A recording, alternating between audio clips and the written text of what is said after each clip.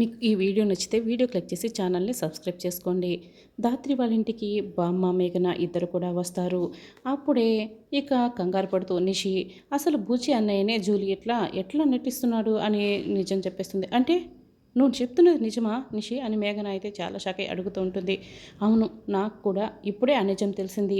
ఇక జూలియట్లా నటిస్తున్నది మన బూచి అన్నయ్య అని నిషి చెప్తుంది.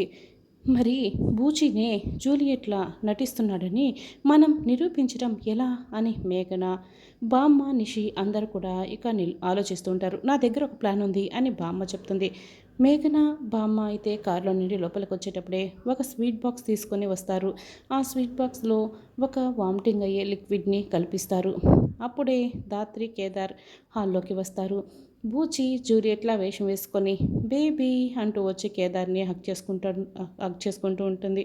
ఏంటి జూలియట్ వచ్చావా? ఇదిగో నేను మీకోసం స్వీట్లు తీసుకొచ్చాను అని బామ్మ ఇస్తుంది. బామ్మగారు ఇప్పుడు స్వీట్లు ఎందుకు అని ధాత్రి అడుగుతుంది. నిన్న మా ఇంట్లో ఫంక్షన్ జరిగింది, అందుకే నేను ఇలా స్వీట్లు పంచుతున్నాను. తినండి తినండి అందరూ తినండి అని ధాత్రి ఇక జూలియట్కి, కేదార్కి ఇస్తుంది. ధాత్రి ఆ స్వీట్ని చేతిలోకి తీసుకుంటుంది. డౌట్గా చూస్తూ ఉంటుంది. ఈ లోపలే బూచి అయితే ఆ స్వీట్ని తినేస్తాడు.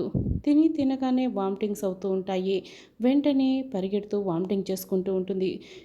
బామ్మ అయితే ఇదే అవకాశం అనుకుని, ఏంటి నీకు వామిటింగ్స్ అవుతున్నాయి, వాంతులు అవుతున్నాయా అంటే నువ్వు కడుపుతూ ఉన్నావు అని అంటుంది. అందరూ కూడా సోఫాలో కూర్చొని బూచిని తల పట్టుకొని ఉంటారు. ఏంటి ఎడ్డిముఖం దానా, నువ్వు కడుపుతూ ఉన్నావని చెప్తుంటే ఏంటి ఫేస్ అలా పెట్టావు అని బామ్మ అడుగుతూ ఉంటుంది. అసలు నేను మగాన్నైతే నాకెలా కడుపు వస్తుంది అని బూచి అయితే అసలు నిజం చెప్పేస్తాడు. ఇక అది చూసి దాత్రి అయితే తల పట్టుకుంటుంది. ఏంటి అన్నయ్య ఇలా నోరు జారి నిజం బయట పెట్టేస్తున్నాడు అని షాక్ అయ్యి బూచి వైపే చూస్తూ ఉంటుంది.